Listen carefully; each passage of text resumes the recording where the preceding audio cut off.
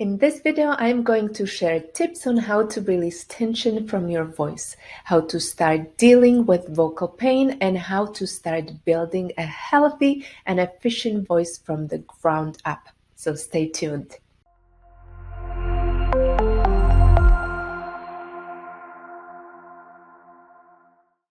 Hi, I'm Katarina, speech-language pathologist, and here on this channel I share practical tips about using your voice in a healthy way. So if this is a topic that interests you, consider subscribing to this channel and hitting that bell notification icon so that you don't miss any of my future videos. In December, I posted 12 short videos on my social accounts as part of my 12 days of vocal revival for a strained voice. And many people missed some of these videos, so I decided to put all of them together.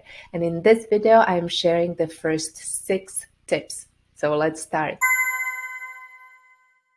Today I am talking about how to release tension from this part of your body, from the front of the neck.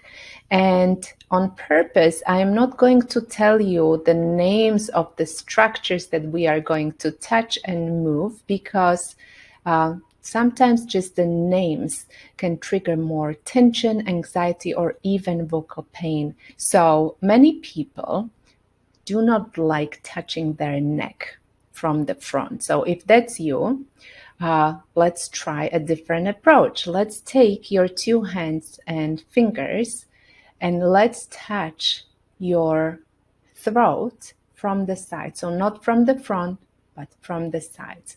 And I want you to put your fingers right underneath your chin, where your chin becomes your neck, either with your pointers or with 2 fingers on each hand. And just place your fingers right there and see if you feel your pulse.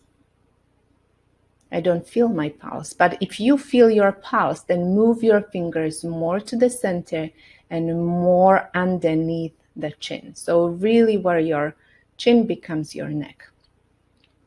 And just hold your fingers there. And if that feels comfortable, you can start moving your fingers gently and slowly from side to side.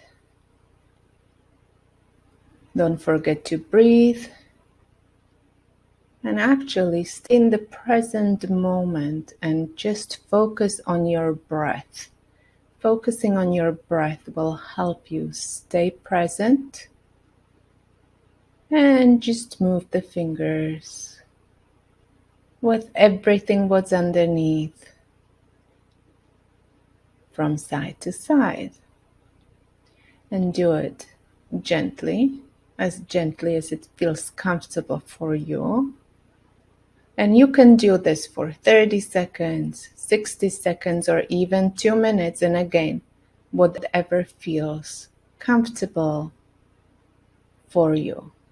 And if this doesn't feel comfortable, just holding your fingers right there will be helpful for desensitizing you to the touch on the front of your neck.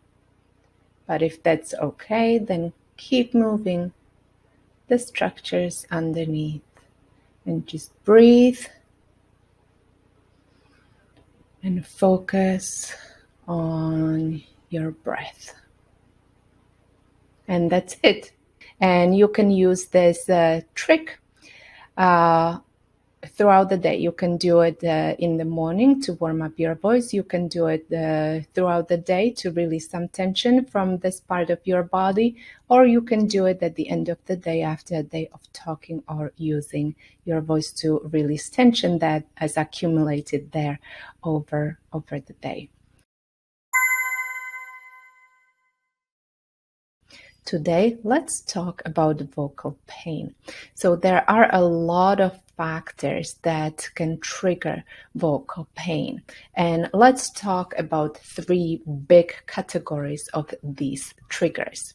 So the first category is places where you are or where you go. And maybe you notice that you feel more vocal tension and pain when you go and visit your ENT or when you go to a voice therapist. So that's the place associated with vocal pain. Or maybe you notice that the place where you experience some kind of vocal issue or vocal failure can trigger more vocal pain even now. The second big category is people in your life. And it can be your family, your friends, or even a nosy neighbor. A nosy neighbor can trigger more vocal pain. Or people who tell you, I don't hear anything wrong with your voice. You are fine. Or people who tell you, just snap out of it. Those remarks and those people can actually trigger more vocal pain. And the third big category, there are more, but today we are talking about 3 categories, is your body. So when you are not well slept, when you are hungry, when you have a chronic condition like inflammation or immune disorder, or your musculoskeletal system is not working properly, all of these chronic conditions can actually trigger your vocal pain more quickly, but also acute problems like common cold or flu, or if you develop a cough, that can actually trigger more vocal pain. And why do we care to know all these categories and these triggers?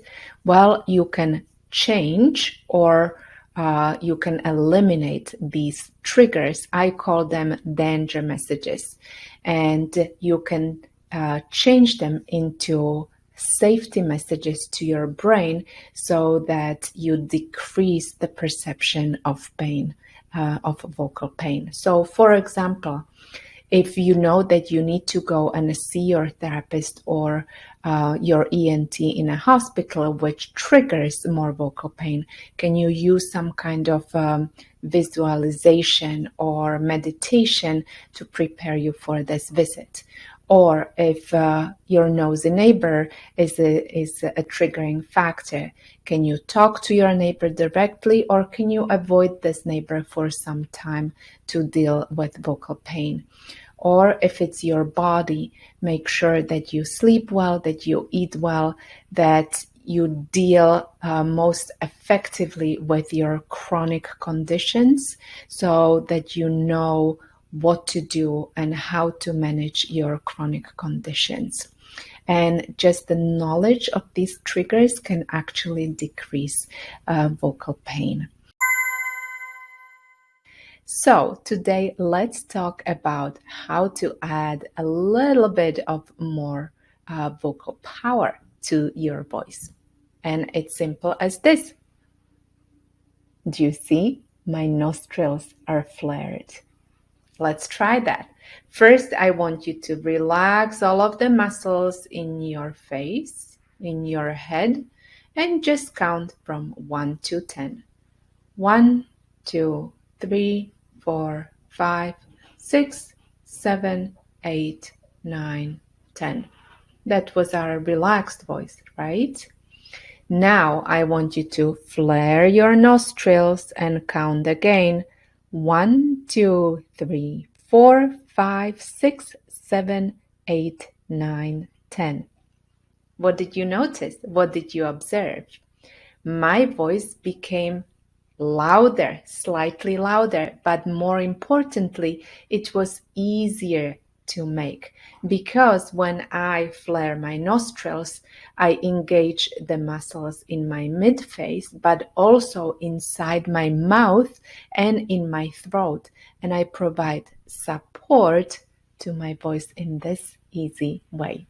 If you are experiencing vocal strain, tension, or even pain when speaking, and you are ready to start working towards a free, strong, and confident voice with me, check out the links below this video.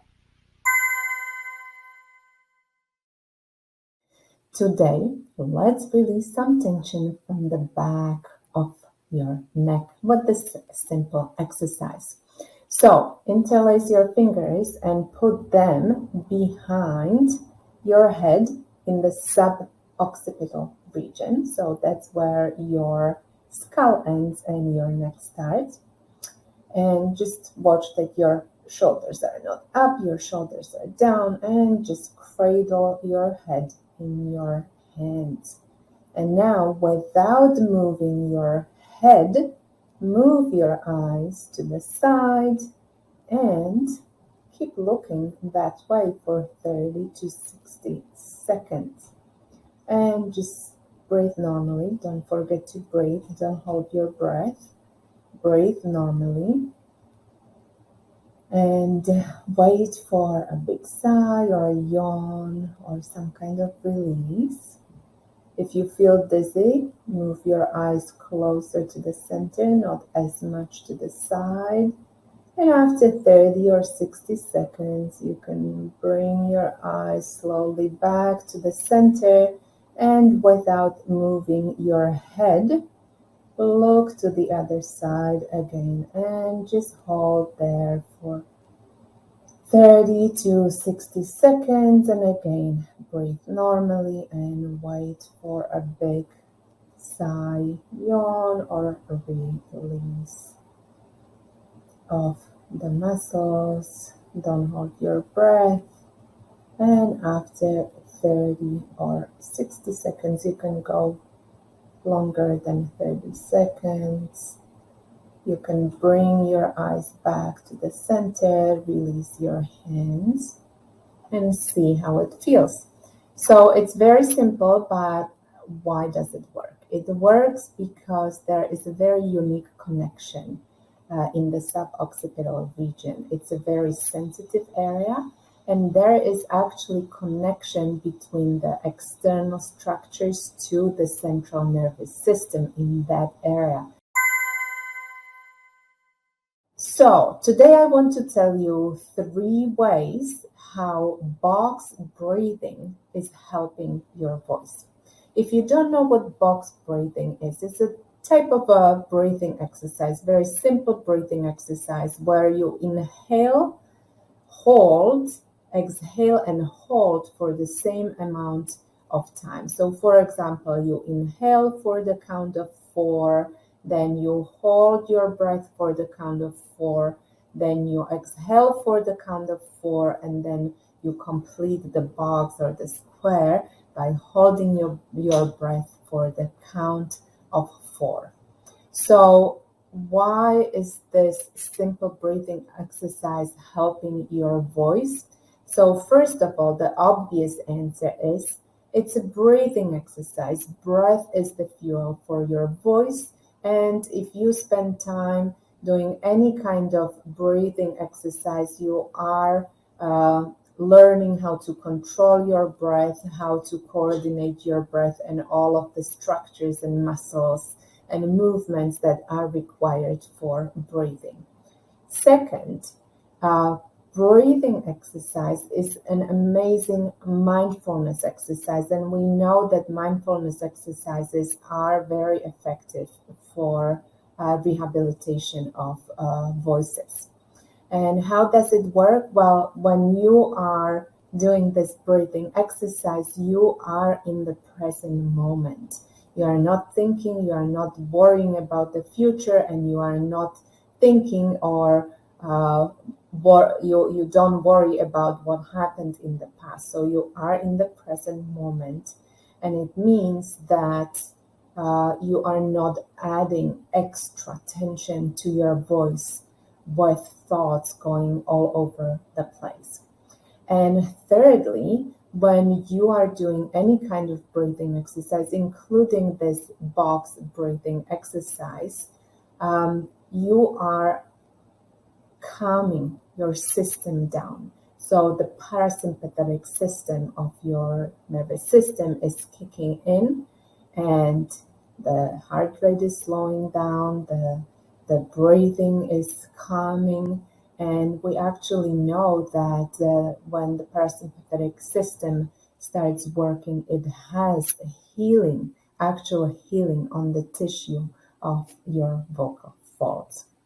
So those were 3 ways why you should be doing either box breathing exercise or any other type of breathing exercise to help your voice. Today I want to tell you about 2 concepts that will help you align without tension. And I am sure you know that the proper alignment of your body is very important for healthy function of your voice. But what happens very often that we try to align and we actually create more tension in the body when we try to align the right way. So 2 concepts that you can work with is effort and movement. So let's talk about the first one, effort. Humans have an ability to control how much muscle work, how much muscle effort they are putting into their movements and alignment and positions. So when you try to align and you feel tension in your body, ask yourself, how much muscle work, how much muscle effort am I putting into this alignment? And work on a scale from 1 to 10. What would it feel if you if you put effort at a level 10 when you align your body? And what would it feel like if you were at level 1? And you compare these extremes on the scale from 1 to 10, and then you start working and finding what effort level is best for your body while you are still well aligned, but you are not inviting tension into your body. So that's one concept. The other concept is movement. Sometimes when we align, there is already excessive tension, muscle tension that accumulated in our bodies throughout the day or throughout our life. And one way to release this tension is with movement. And the very first movement you can try is just breathing. Because sometimes when we try to align, we hold our breath, we stop breathing, our tummy is tucked in. So I invite you to do this movement, simple movement of breathing. And when you are breathing, notice the movements in your body. Which body parts are moving? What does your belly do? What does your chest do? What other body parts are moving or expanding and shrinking when you are breathing? That's one movement. And the second movement that helps many people is walking. So when you are well aligned and you still feel tension somewhere in your body, go for a short walk. Move around your room and see if that releases some tension, because we all know how to walk, and that in itself can release some tension that you may be holding in your body when you are trying to align well. If you found these tips helpful, click the like button and share this video with your friends, and tune into part 2 of 12 Days of Vocal Revival. I hope to see you soon. Bye.